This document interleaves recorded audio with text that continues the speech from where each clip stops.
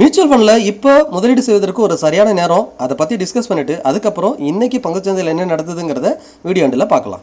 கடந்த 2 வருடங்களில் பங்குச்சந்தை எந்த ஒரு ரிட்டர்னும் இல்லை, 10% நெகட்டிவ் ரிட்டர்ன் போயிடுச்சு.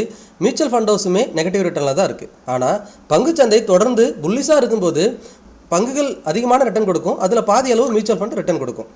அந்த சமயத்தில் பங்குகள் தான் நல்ல ரிட்டர்ன் கொடுக்கும், மியூச்சுவல் ஃபண்ட்லாம் யார் இன்வெஸ்ட் பண்ணுவோம் அப்படின்னு நினச்சிட்டு இருப்போம். ஆனால் இதுவே பங்கு சந்தை வீழ்ச்சி அடைகிறப்போ பங்குகள் 20, 30, 40% வீழ்ச்சி அடைஞ்சிட்டு இருக்கும்.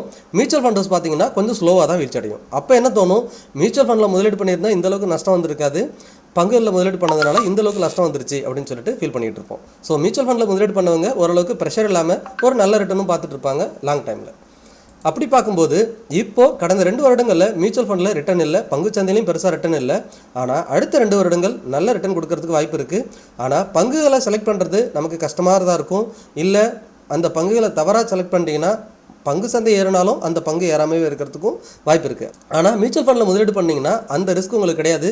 ஃபண்ட் மேனேஜர் அந்த ரிஸ்க்கை பார்த்துப்பார். கட்டாயமாக அந்த ஃபண்டு ஓரளவுக்கு ஒரு year on year 12% return long time பீரியடில் கொடுக்க தான் போகுது. இன்றைக்கி இந்த வீடியோவில் ஒரே ஒரு ஸ்மால் கேப் ஃபண்ட் எடுத்து அனலைஸ் பண்ண போகிறோம். அதுக்கு முன்னாடி நான் AMFI register mutual fund distributor, இதை பல இடத்துல நம்ம வீடியோவில் பார்த்துருப்பீங்க. ஆம்ஃபியில் பதிவு பெற்ற மியூச்சுவல் ஃபண்ட் முதலீட்டு ஆலோசகர்.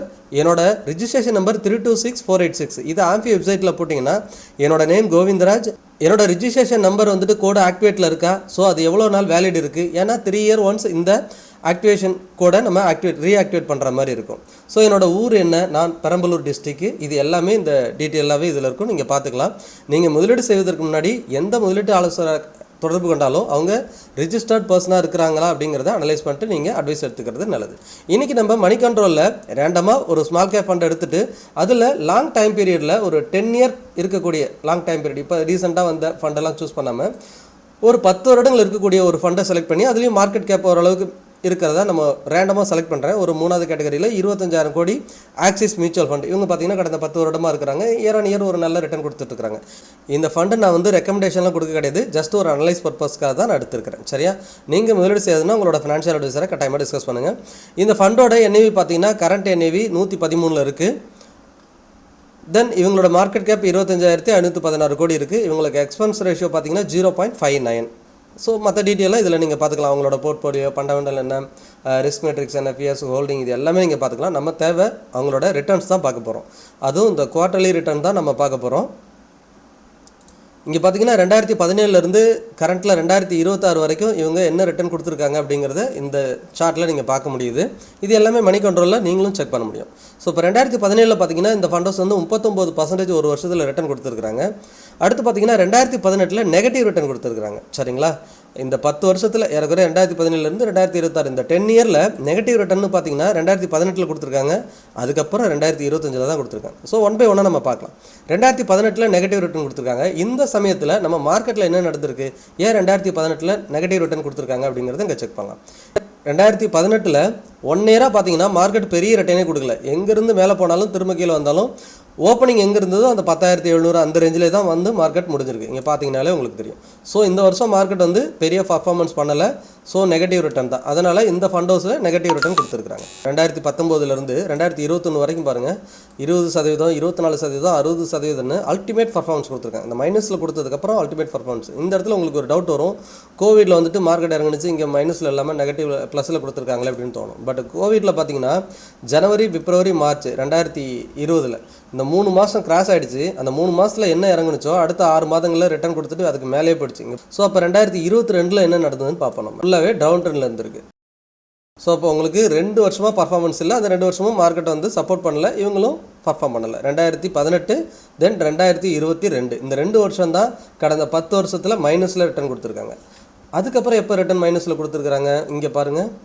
இப்போ 2025 மைனஸில் ரிட்டர்ன் கொடுத்துருக்காங்க. 25 ஃபஸ்ட் குவார்ட்டர்லேயே 10% வீழ்ச்சி, அப்புறம் 13% ஏறி இருக்காங்க, திரும்ப 3% இறங்கியிருக்கிறாங்க. ஸோ ஓவராலாக பார்க்கும்போது நியூட்ரல் தான், ப்ளஸும் மைனஸும் நியூட்ரலாக முடிஞ்சிச்சு.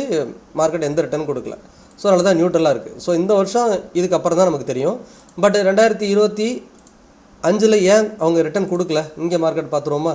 2024 செப்டம்பர்லேருந்தே நம்ம மார்க்கெட் டவுன் ட்ரெண்ட் தான். ஸோ இந்த 10% இறங்கினாங்க, திரும்ப 10% ஏறினாங்க, திரும்பவும் இறங்கிட்டாங்க. ஜனவரி 2025 மார்க்கெட் 24,000 தான் இருந்தது. இப்பயும் நம்மளோட பங்குச்சந்தை 24,000 தான் இருக்குது. ஸோ இங்கேயுமே பார்த்தீங்கன்னா மார்க்கெட் எங்கேயுமே மூவ் ஆகலை. So minus negative return. சரிங்களா? அப்போ இப்போ நெகட்டிவ் ரிட்டர்ன் கொடுத்துருக்கு. அப்போ இந்த டேட்டா வச்சு பார்க்கும்போது எப்போல்லாம் நெகட்டிவ் ரிட்டர்ன் கொடுத்துருக்கோ அடுத்த 3 வருடங்களோ 2 வருடங்களோ அல்டிமேட்டாக ரிட்டர்ன் கொடுத்துட்ருக்கு இந்த ஃபண்டு. அப்போ இங்கே பாருங்கள், கம்மியான ரிட்டர்ன் கொடுத்தா கூட அடுத்த 2 வருஷம் அல்டிமேட் ரிட்டர்ன் கொடுத்துருக்காங்க 35%, 26%.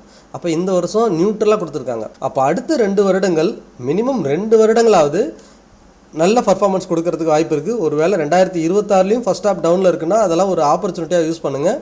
திரும்ப 2026 முடிவுலையோ அல்லது 2027லையோ நம்ம பங்குச்சந்தை ஒரு புது உச்சத்தில் போயிருக்கும். கட்டாயமாக ஒரு நல்ல ரிட்டர்ன் இந்த ஃபண்ட் ஹவுஸ் கொடுக்கறதுக்கு அதிகமான வாய்ப்பு இருக்குது. பட் இது எந்த ஒரு ஃபண்ட் ரெக்கமெண்டேஷன் கிடையாது, ஜஸ்ட் உங்களுக்கு புரியணுங்கிறதுக்காக நான் எடுத்து அனலைஸ் பண்ணி கொடுத்துருக்கேன். சரிங்களா? தொடர்ந்து இப்போ நம்ம இன்றைக்கி பங்குச்சந்தையோட நிலவரம் என்னங்கிறத பார்த்துடலாம். இன்றைக்கி பங்குச்சந்தை வர்த்தகம் முடிகிறதுக்கு முன்னாடியே இந்த வீடியோ ரெக்கார்ட் பண்ணுறேன். 3:17 இது வரைக்கும் பார்த்தீங்கன்னா சென்செக்ஸ் 600 புள்ளிகள் உயர்ந்து வர்த்தகம் நடந்துகிட்ருக்கு. 0.82% வரைக்கும் உயர்ந்திருக்கு. இன்றைக்கி பார்த்தீங்கன்னா ஐடி அண்ட் ரிலையன்ஸ் இந்த செக்டார்லாம் ஸ்லைட்லி நெகட்டிவில் இருக்கிறாங்க. நேற்று எந்த செக்டார்லாம் மார்க்கெட்டில் பாசிட்டிவில் இருந்ததோ அதெல்லாம் இன்றைக்கி நெகட்டிவில் இருக்குது.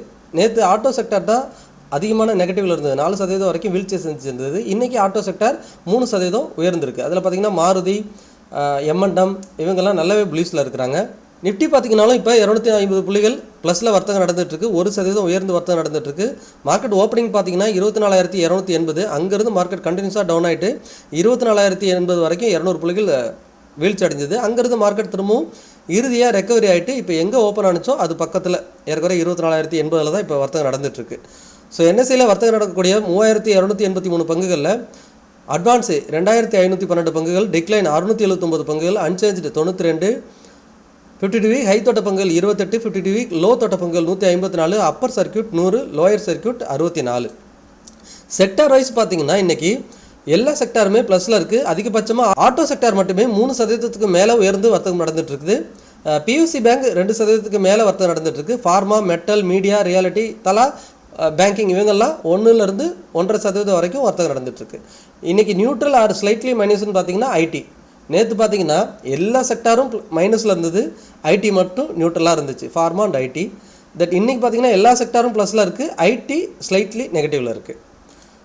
தென் நிஃப்டி 50ல் டாப் கெய்னர்னு பார்த்தீங்கன்னா ஸ்ரீராம் ஃபினான்ஸ் அதிகபட்சம் 7% வரைக்கும் உயர்ந்திருக்கிறாங்க. டாடா மோட்டார் பேசஞ்சர் வெஹிக்கிள், ஈஸ்டர் மோட்டார், இண்டிகோ, எம்என்டம், SBI life, Maruti, Bajaj auto, Asian paint, ICICI bank இவங்கெல்லாம் தலா 3%லேருந்து 2% வரைக்கும் உயர்ந்திருக்கிறாங்க.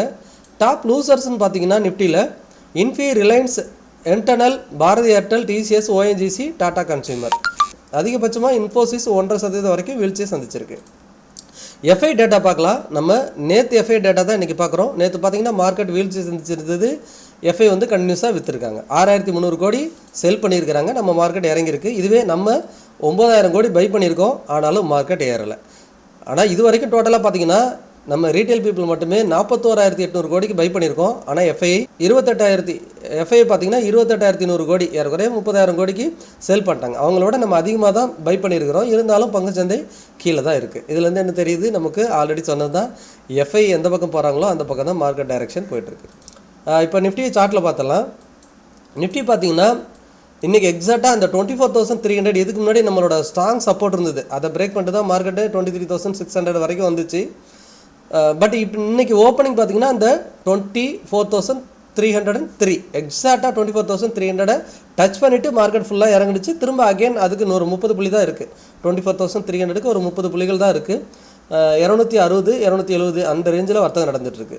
நாளைக்கு மார்க்கெட் ஒரு வேளை இன்றைக்கி இப்படியே முடிஞ்சிட்டாலும் நாளைக்கு 24,300க்கு மேலே வர்த்தகம் நடந்துச்சுன்னா மார்க்கெட் திரும்பவும் பாசிட்டிவ் போகிறதுக்கு வாய்ப்பு அதிகமாக இருக்குது. பார்க்கலாம். பட் இந்த இடத்த திரும்பவும் பிரேக் பண்ணணும். இதை பிரேக் பண்ணிடுச்சுன்னா நாளைக்கு மார்க்கெட் திரும்பவும் ஒரு நல்ல மூவ்மெண்ட் கொடுக்கறதுக்கு அதிகமான வாய்ப்பு இருக்குது. தொடர்ந்து நம்ம பார்த்துட்டே இருக்கோம். ஃபார்மா துறை பங்குகள் வந்துட்டு நல்ல மூவ்மெண்ட் இருக்குது. மேல் நோக்கி நாளுக்கு நாள் ப்ளஸில் வர்த்தகம் நடந்துகிட்ருக்கு. இதை நீங்கள் டே கேண்டில் பார்த்தீங்கன்னா அவ்வளோ உங்களுக்கு ஏற்ற இறக்கமாக தெரியும். வீக்லியில் வச்சோன்னா உங்களுக்கு இன்னும் பெட்டராக புரியும். நீங்கள் வீக்லியில் பாருங்களேன், ஏறக்குறைய பிப்ரவரி மந்த் ஆரம்பித்தப்போ 21,300 இருந்தது ஃபார்மா இண்டெக்ஸு. அங்கேருந்து ஒவ்வொரு வாரமும் பார்த்திங்கன்னா நம்ம பங்குச்சந்தை என்ன தான் வீழ்ச்சி சந்திச்சிட்டாலும் ஃபார்மா செக்டார் மட்டும் இன்னும் உச்சத்துக்கே போய் பாருங்கள். இந்த கண்டினியூஸாக 6 வாரங்களாக ஃபார்மா செக்டார் மூவ்மெண்ட்லேயே இருக்குது. ஏறக்குறைய ஆல் டைம் ஹை பக்கத்தில் வந்துச்சு. நம்ம இந்த மாத இறுதியிலே பேசியிருந்தோம். அதாவது பிப்ரவரி மாதம் இறுதியிலே பேசியிருந்தோம். ஃபார்மா துறை பங்குகள் தொடர்ந்து மேலே போகிறதுக்கு வாய்ப்பு இருக்குது. இந்த 23,900 வரைக்கும் போய்டும், கீழே இருக்குன்னு பேசியிருந்தோம். எக்ஸாக்டாக நம்ம எதிர்பார்த்ததில் இந்த துறை பங்குகள் மட்டும் ப்ளஸில் இருக்குது. கூடிய சீக்கிரம் இதை பிரேக் பண்ணுறதுக்கும் வாய்ப்பு இருக்குது. இது பிரேக் பண்ணிடுச்சுன்னா ஃபார்மா துறை பங்குகள் வந்து இன்னும் ஒரு புது உச்சத்துக்கு போகிறதுக்கு வாய்ப்பு இருக்குது. நம்ம ஒவ்வொரு முறையும் பிரேக் அவுட் வரப்பெல்லாம் அங்கே தொட்டு திரும்ப மார்க்கெட் கீழே வந்துடுது. பட் ஏதாவது ஒரு கட்டத்தில் பிரேக் ஆகி தான் ஆகணும். பார்ப்போம் என்ன காத்திருக்குன்னு நாளைக்கு தான் தெரியும். நிஃப்டியை பொறுத்த வரைக்கும் அந்த 24,300 ஸ்லைட்லி சின்ன ஒரு ரெசிஸ்டன்ஸாக இருக்குது. அந்த ரெசிஸ்டன்ஸை பிரேக் பண்ணிடுச்சுன்னா நாளைக்கும் மார்க்கெட் தொடர்ந்து மேல் நோக்கி போகிறதுக்கு வாய்ப்பு இருக்குது. இடையில என்ன நியூஸ் வருதுங்கிறதெல்லாம் பார்ப்போம். எனக்கு இடையில பார்த்தீங்கன்னா க்ரூட் ஆயில் ப்ரைஸ் எல்லாம் நல்லா ஃபால் ஆகிருக்கு. $86 ஏறக்குறைய அந்த ஒன் டேலே இங்கே பார்த்தீங்கன்னா இங்கேருந்து அரௌண்டு 20-30% வீழ்ச்சி அடைஞ்சிருக்கு. க்ரூட் ஆயில் ப்ரைஸ் வந்து ஒரு நாள் ஏறுது, ஒரு நாள் இறங்குது, ரொம்பவே வேலட்டைலாக இருக்குது. ஸோ க்ரூட் ஆயில் இறங்குனதுனால இன்றைக்கி பங்குச்சந்தை வந்து ப்ளஸில் இருக்குது. இது ஒரு பாசிட்டிவாக எடுத்துக்கிட்டு ஆட்டோ செக்டர்லாம் நல்ல ப்ளஸில் இருக்கிறாங்க. பட் தொடர்ந்து எப்படி இருக்குங்கிறத நம்ம வாட்ச் பண்ணி பார்க்கலாம். எது எப்படி இருந்தாலும் நம்ம சொன்ன மாதிரி பங்குச்சந்தை கீழ் நோக்கி வரதெல்லாம் ஒரு ஆப்பர்ச்சுனிட்டி தான். நல்ல லோ ப்ரைஸில் கிடைக்கிறப்ப நீங்கள் உங்களோட ஃபினான்ஷியல் அட்வைசரை கேட்டு தாராளமாக முதலீடு பண்ணுங்கள். நீங்கள் நம்ம மூலியமாக மியூச்சுவல் ஃபண்டில் முதலீடு பண்ணணும்னா டிஸ்பிளேல தெரியிற வாட்ஸ்அப் நம்பருக்கோ அல்லது மெயில் ஐடிக்கோ தொடர்பு கொள்ளுங்கள். பங்குச்சந்தை தொடர்பான டெய்லி அப்டேட்டுக்கு டெலிகிராம் சேனல் லிங்க் கொடுக்குற சர்ச் பண்ணி ஜாயின் பண்ணுங்கள். நம்ம சேனலுக்கு புதுசாக இருந்தீங்கன்னா நம்ம சேனலை சப்ஸ்கிரைப் பண்ணுங்கள், லைக் பண்ணுங்கள், உங்களோட ஃப்ரெண்ட்ஸ் அண்ட் ஃபேமிலிக்கு ஷேர் பண்ணி மறக்காமல் பார்க்க சொல்லுங்கள். மீண்டும் ஒரு நல்ல வீடியோவில் சந்திக்கிறேன். உங்கள் கோவிந்த்.